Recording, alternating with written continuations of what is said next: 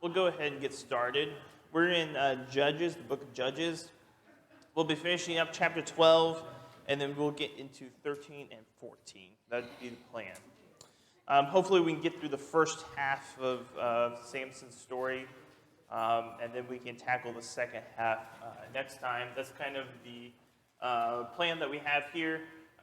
We're going to start off this with probably just a few minutes discussing these three minor judges, last three minor judges, and then we'll tackle the first part of Samson, and then we'll tackle the second part of Samson next week. So that's the plan for Judges.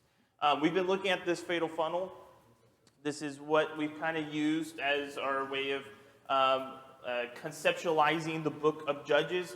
We're getting towards the bottom of this tulip bowl effect, that is the morality of the judges. And we're getting down to where it gets the worst. Samson is the worst judge. He has very little morally going for him. He's only desires whatever his eyes want. But it will get even worse in the epilogue, as we will see towards the end of Judges. So, but keep in mind, as we have been going through this, that each one of these has a corresponding judge that's at the beginning or end of the book. So Samson is the one that we're studying. So be thinking about Othniel and his story and how some things relate to in that way as we go through the story of Samson. So this is the plan. We're going to just spend just a few minutes covering these minor judges because we didn't get to them last time because we spent time on Jephthah and Jephthah's vow and everything going on in that. That was pretty interesting. And then we'll look at Samson's birth and then Samson's big fat Philistine wedding.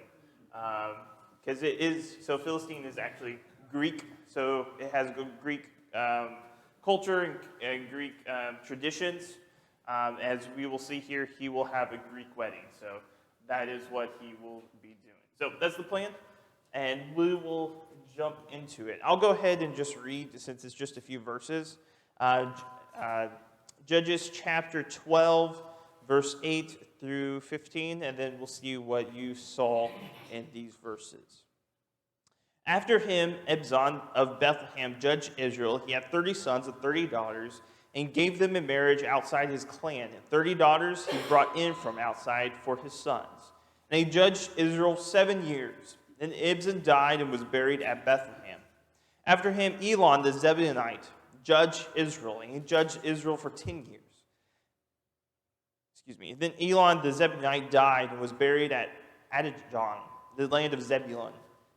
After him, Abdon the son of Hillel, the Pirathonite, judged Israel. He had 40 sons and 30 grandsons who rode on 70 donkeys, and he judged Israel 8 years. Then Abdon the son of Hillel, the Pirathonite, died and was buried at Pirathon, in the land of Ephraim, the hill country of the Amalekites. So, in just these few verses, what kind of jumped out at you? What did you see here?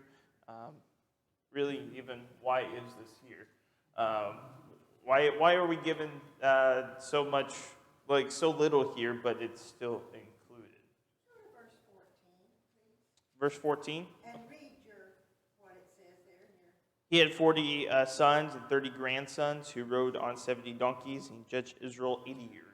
Okay, mine says he had 40 sons and 30 nephews. Yeah. But that's also, it says sons. Yes. So you have the King James. Yes. It's an older translation, and so it's son. So in the Hebrew, it's sons, which means grandsons. So yeah. Yep. So why are these three judges given, and yet hardly anything's given? They live, they judge, they die. Is basically what they said in a lot of them.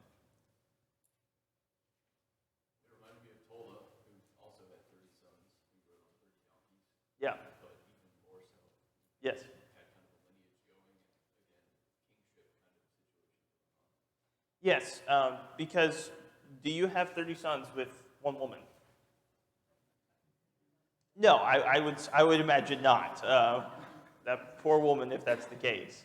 And so it doesn't just show. It shows kingship. It shows multiple wives or concubines. It shows they're setting themselves up as kings. And I think part of the donkeys is part of that. They are riding. It's showing a above the people kind of thing. And so it's not that these are just your average judges that would actually judge the land and provide good moral judgment for the people of Israel. I think these people, like we said before, the judges are more like warlords, and it's more like kings. That's how they're setting themselves up as local city warlords. Anything else in this section? Verse 9, it says that he had 30 daughters, 30 sons, and he went elsewhere to get 30 daughters, so it wasn't from the same tribe. Yes. No, from Yeah, and so like if supposedly the leader, the judge, is doing this and giving his sons and daughters marriage outside of Israel, I mean, what does that tell you about Israel doing that? And usually, does going outside of the clan of Israel, does that usually end up good or bad for Israel? Bad. It's very bad. And so if this judge is doing that, how much more is probably all Israel? Now, there's going to be a contrast, which is there's going to be a man of Israel in the time of Judges that goes outside of the land of Israel for a Midianite wife. And who is that? Boaz. And it's going to actually be pretty good. So Ruth is a contrast to Judges.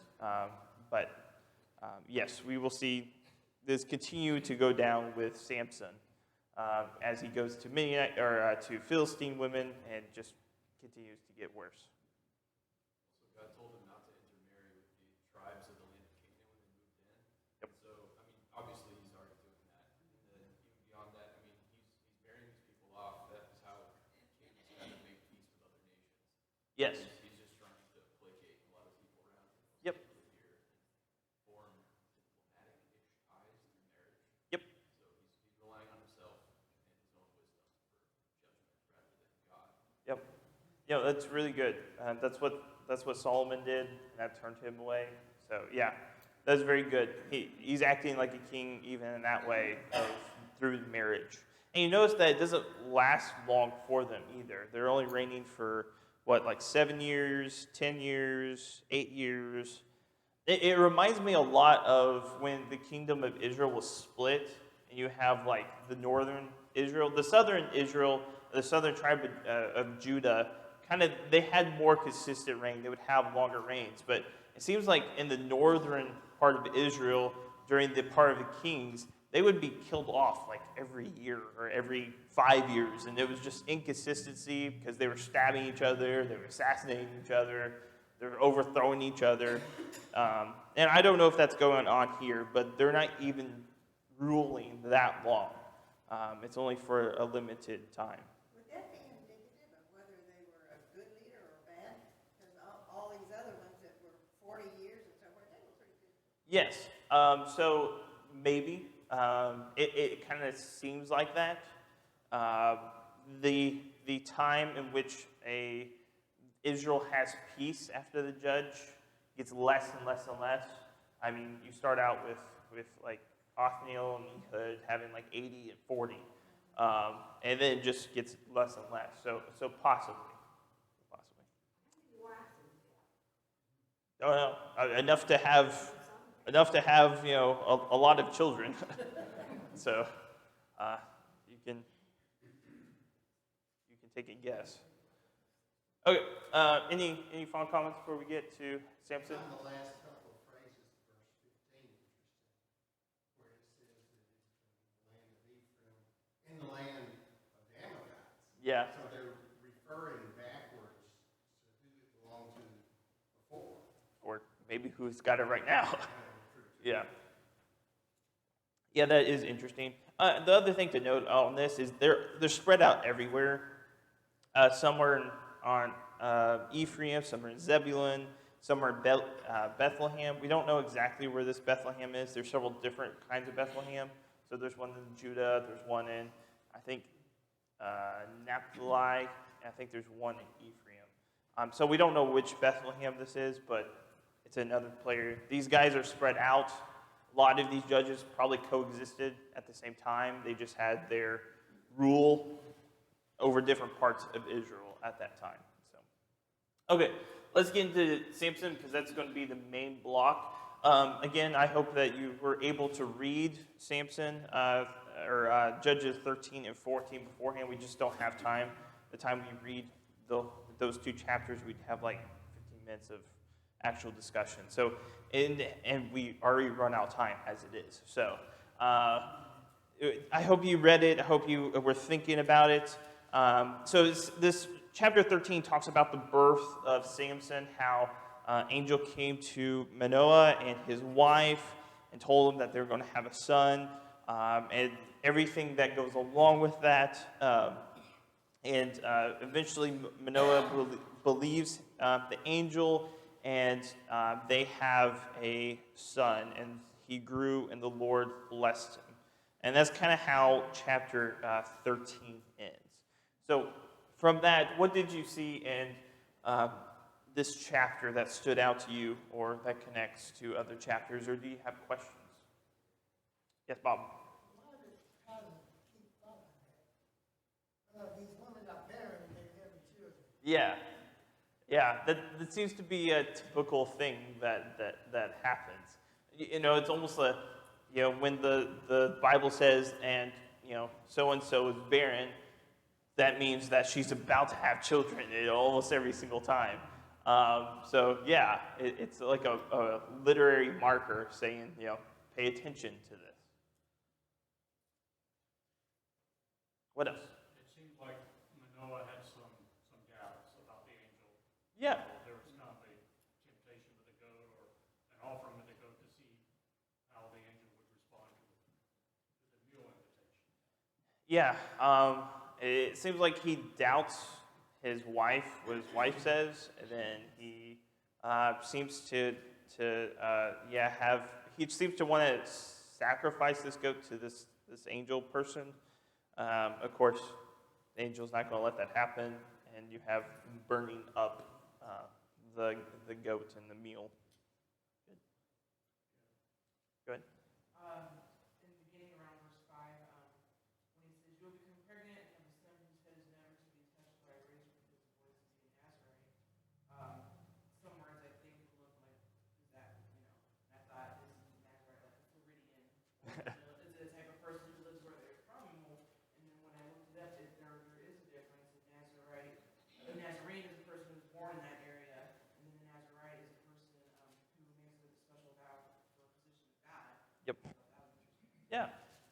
Yeah. So, what are the three stipulations for being a Nazarite? Three main ones, I guess. Drink strong drink, you can't cut your hair, and what's the other? Food, yeah.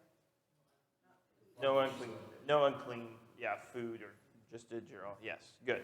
And the Nazarite vow was usually taken by an Israelite who wanted to follow the special conditions and rules placed on the priest.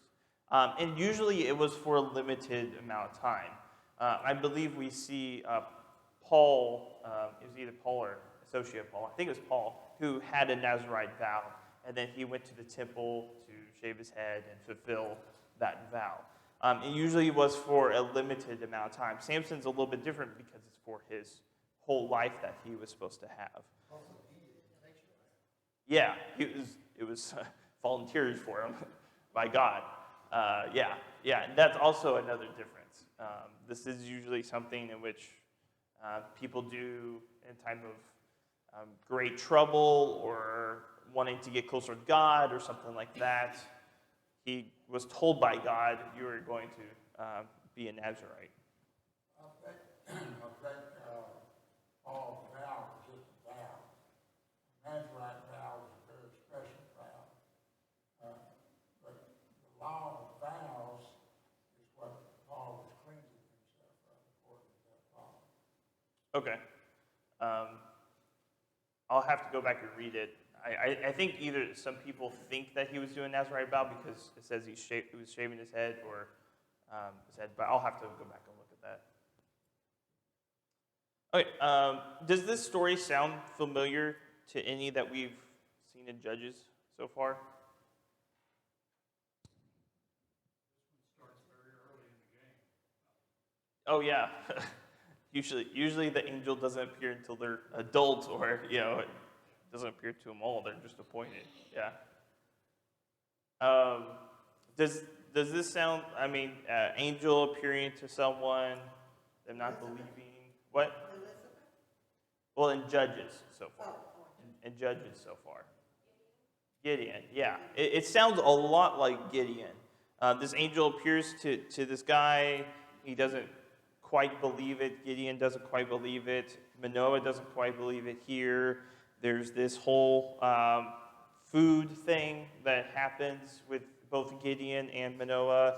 They both are burnt up. The food is burnt up. And they both have this I'm going to die kind of realization at the end of it. So it's kind of familiar in that way. It's also familiar outside of the book of Judges as far as the birth kind of thing. A barren woman, angel comes to a barren woman and says you're going to have a child. Can you think of some stories like that? Elizabeth, Sarah, Mary. There's, let me see, I have a list. What did you say? Hannah. Yeah. Yeah, so it happens for Isaac, Jacob, Samuel, John the Baptist, and Jesus, were all the children. And so when you have like this start of a birth, and birth was like very special to ancient people. You would even have recreations of, especially the emperors of the Roman Empire would have special stories that are told that happened, events that happened at the night they were born, to dedicate that this guy is going to be special. So I think they said that a certain star went across the sky, or asteroid crashing the Earth. I think Nero's was, or something like that. But being born in a special, significant way shows that this guy is going to be significant. And if you know kind of the background, I mean, so far you have, up until this point, you have Isaac and Jacob. And then if you know the whole story with Samuel and John and Jesus, what do you think this guy is going to do? He's going to be good. He's going to grow up and be a good leader. I mean, Isaac and Jacob weren't always great, but they turned out okay. They kind of got their act together at some point. Samuel is known as one of the greatest prophets Israel ever had. And of course, John the Baptist and Jesus were pretty good. And so you have this kind of formula that you think this guy is going to be good, especially since he was given a special name. And names mean a lot, especially when they're given by God.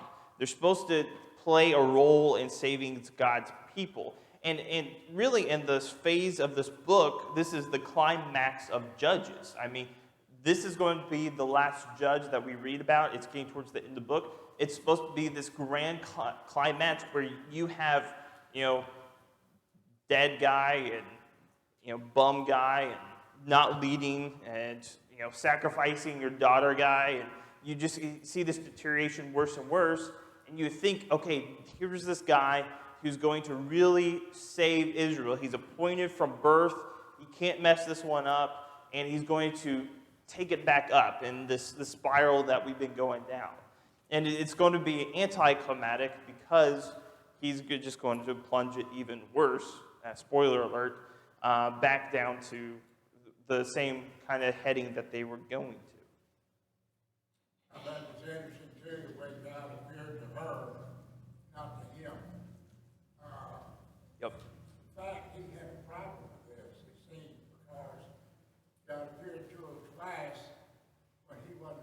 Yes. And so he asked God, he says, tell me, what should we do for this child? And he said, do what I told the woman. Yes. So he throws Yep. it back on him, and his wife knows all about this. She heard what I said, Yep. and so, but I think this tells us something kind of about him, because down in verse 23, when they saw that they had seen God, and he was afraid that they were going to die, and his wife says, if the Lord had desired to kill us, and she gave 3 reasons, just bam, bam, bam, Yeah. he would have already done it, you know, and it seems kind of like he was a little bit slow, and she picked up on this real fast. Yeah. So, and I asked the question, does it seem like the interaction between Samson's parents is kind of weird and the whole dynamic? And I think it's exactly for that reason. I think this is a continuation of, one, the degradation of the family unit, and also very much connected to that is the lack of spiritual leadership from the men in the book of Judges, where you have more impressive women than there are men of Israelite men in the book of Judges. There's hardly any. And so you kind of have where God, it seems like, obviously favors Samson's mom much more than his dad, and even when it comes to the what was said, when Manoah finally realizes or believes that it's the angel of the Lord, he thinks he's going to die, and she's like, "Are you stupid? Like, if he wanted to kill us, he wouldn't have told us all of this. Like, he would have done that already." And it just seems very interesting, very confusing. I think this is still true today. In fact, I know our experiences in Romania in establishing congregations, we had trouble getting enough men to do anything. Yeah. In many of the congregations, I had to do it all because there were no men. Yep. So we'd have 8 or 10 women and couldn't convert men, couldn't even get them to come have a Bible study. Yep. And I believe that the gospel appeals to women much more than men in our society. Yeah, I think you can see the way society is going, and it's a litmus test about the way society is going based on how good men are at leading and standing up for morals and principles and that kind of stuff. I think that's a very good litmus test for the society. And we're going to see this as society goes down, down, down. The men get worse and worse and worse, from just being not courageous to not having morals and principles, sacrificing your daughter, to kind of pushing down and not really appreciating your wife here, to eventually not even caring about women in general. They'll just do whatever they want. And that's what we'll see in the epilogue at the end of the book, is what's going to happen. They're not going to care. And so it becomes worse and worse and worse. And it's really a litmus test for society, because there's not a whole lot of Deborahs that can just stand up and lead the way that that the men should have led all the way through. Any other thoughts on that? Cool. The explanation for the name Samson here is that is serving like the sun. Yeah. S-U-N. Yes. And, Or son boy is kind of another translation. So it's important to know, what does the name Samson mean? It means some son-like, some boy, some kind of son, something. And so as you read the story, be very careful to look at the time markers throughout the story. You're going to see a lot of Samson rising up and being great when the sun rises. And then when the sun goes down, it's going to be a lot of the sun boy's powers going down. So kind of pay attention to that. That's very intentional by the writer here, with the markers of the sun boy. His power kind of wanes when the sun goes down. Anything else in chapter 13? I'll make sure I got everything.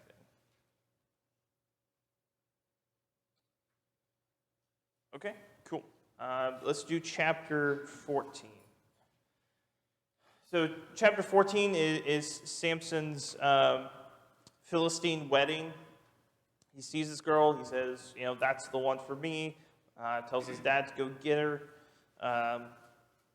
And they eventually have a wedding. It's a very Philistine wedding. It's not our Grecian, Macedonian wedding. It's more of their customs and their kind of type wedding. It's not really an Israelite type wedding. And so they have that wedding, and then you have this whole thing with the riddle. It says, out of the eager something to eat, out of the strong came something sweet. He poses that riddle to his companions, his 30 companions, and changes of clothes were on the line. Clothes were very valuable back then, very hard to come by back then, and they can't figure it out. I don't know if it was a fair riddle to begin with, but they can't figure it out, and so they get his fiance to get him to tell her so she can tell him. So that's kind of what happens in chapter 14. What did you see here that kind of stood out to you, or that jumped out, or you have questions about? Verse 4? What about verse 4? Well, he chose that woman of the Philistines. He wanted her. He must have just seen her, and she must have been a very attractive woman or something. Yep. Because it doesn't say that they had any interaction otherwise. And said that his father and mother did not realize that the Lord had chosen that Yeah. to be, because he had aught against the Philistines. So Yeah. that was his plan. Right. Did the Lord want Samson to look lustfully at a Philistine woman? Is that what it's saying there? No, I don't. That's not what it's saying. It's saying that God is using Samson's low morals to work good out that he wants done in destroying the Philistines. I forgot to mention, I'll bring it up now, is in chapter 13, verse 1. And it said, and the people of Israel did what was evil in the sight of the Lord. So the Lord gave them the hands of the Philistines 40 years. There's something missing there. And that is usually that Israel cries out, and then a judge is appointed. It says nothing about them crying out. It seems like they've accepted their oppression, especially when you get into chapter 15. It seems like they've just accepted their oppression, make the best of it you can, and there's no repentance, there's no crying out, there's no anything. So that's kind of the state of Israel at this point. So I wanted to go ahead and make that point. What else in this chapter 14 did you notice? You see the first sign of his strength, which comes from God, his physical strength. Yes. Yeah. From the mind. I always wondered, did Samson, was it like a gradual thing as he grew up, or is it like one day he was suddenly buff, or he could lift giant rocks? I kind of wondered. It seems like almost a gradual thing, but something that happened when he was more of a young man, because of what it says towards the end of chapter 13, verse 25. And the Spirit of the Lord began to stir on him at that place. So it seems like, and then you have later where the full Spirit kind of comes in him. So it seems like almost a gradual thing, but I don't know. Good.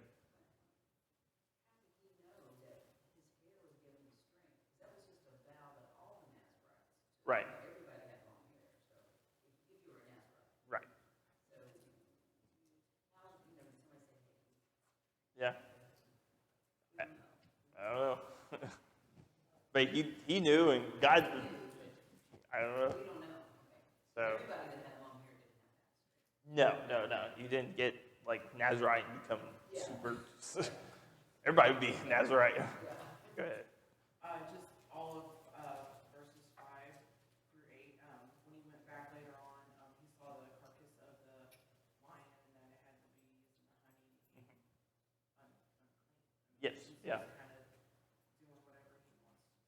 Yeah. Gave it to his parents, unbeknownst to them. Like, so doesn't he's doing stuff for himself, whatever he enjoys.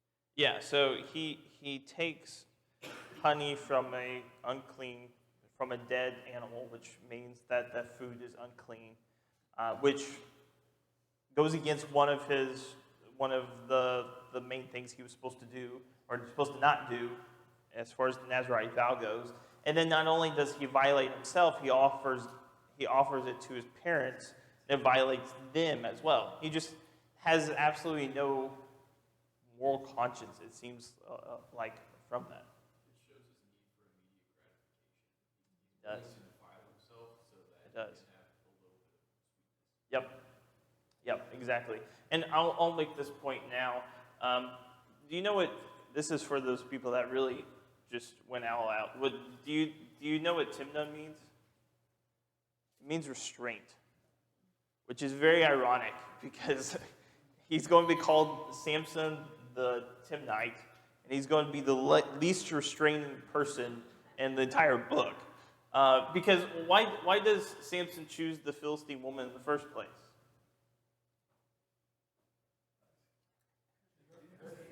Yeah, because you know, as my FC teacher once told me, she was a hottie with a body.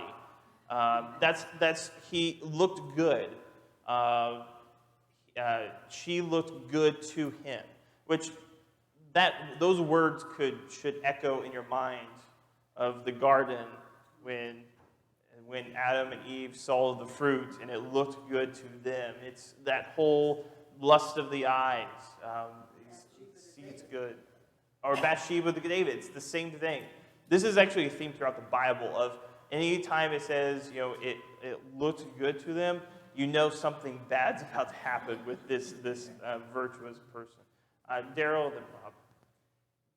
Samson's reactions or actions maybe should remind me a lot of people that claim to be Christians but don't pay any attention to what Christians are supposed to do. Yeah. Yeah. That's the picture being drawn there. They say they are. They may even look like it with the hair in this case, but there's the outside hasn't affected the inside. Yep. Yep. Very much. Bob. Just regarding the strength of Samson, we related to the hair. You know, I always consider Samson as being a person who's strong because of it.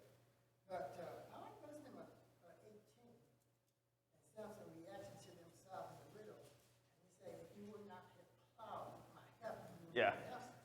But he was missing the information that she was told that if she didn't find out, they was going to kill her and her family. Right. Yeah. Yes.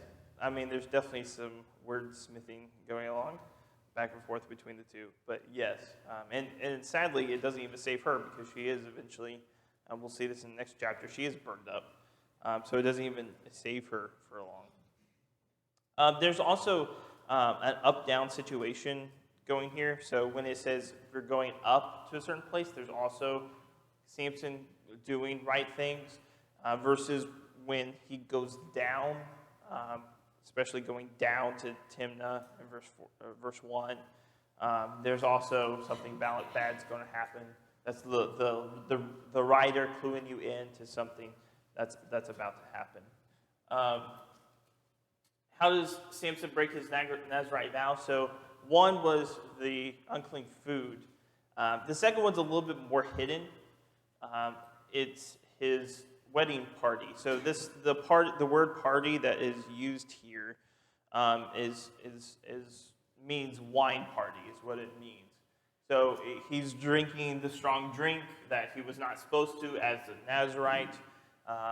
He had that specific thing that he was not supposed to do, and so he actually breaks two of the three specific things given to him not to do. So he breaks the unclean food, not touch or eat anything unclean, and then also drinking strong drink here. And so he's only got one thing left, and that may be why the hair is so important, because I wonder, this is just me being curious, is if he had cut his hair and he had ate something unclean but he hadn't touched strong drink, would that be the thing that would make him lose his power? I don't know. I don't know. But he seems to have 2 strikes right here. 2 of the 3 things that God told him not to do, he's doing. So, not going good for Samson. What else here?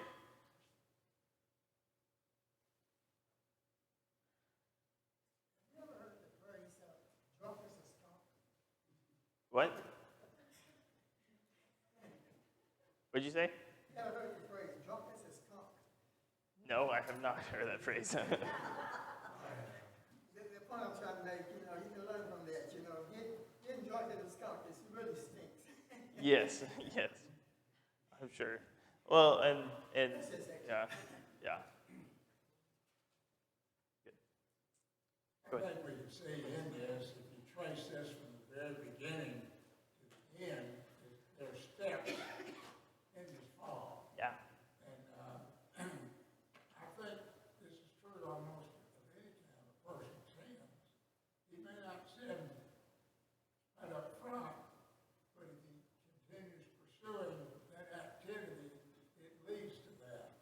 100%. And we see this in Samson. Yeah. All the way through. Yep. Not just in the party, but in the way his wife worked on him, Yep. because he played with her. Yep. And you don't play with something like that. Nope.